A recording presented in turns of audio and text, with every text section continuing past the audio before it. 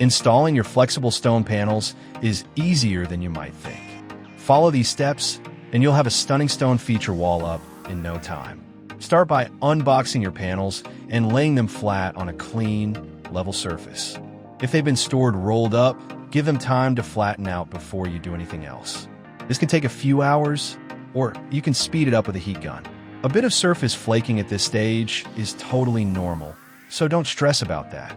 While you're waiting, prep your surface. Give the wall a good clean to get rid of any dust or grease, and make sure it's flat. Any bumps or ridges will affect how well the panels sit, so it's worth taking the time to get this right.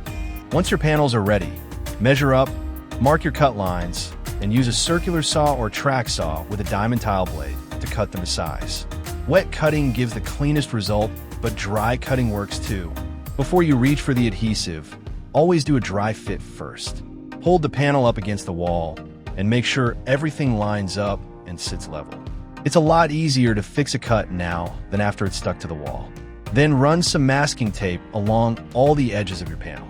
This just keeps things tidy and stops any adhesive from getting onto the stone face.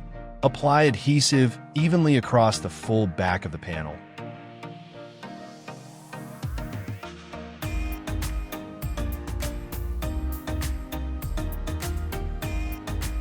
Press it firmly onto the wall, and then go over the whole surface with a pressure roller. This pushes out any air pockets and makes sure you get a solid bond across the entire panel.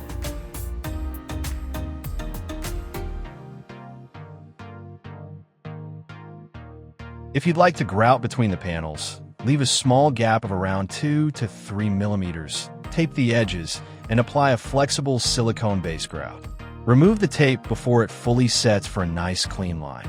Then just leave everything to cure for 24 to 48 hours, longer if it's cold, and you're done. Do a final check and enjoy your new stone feature wall.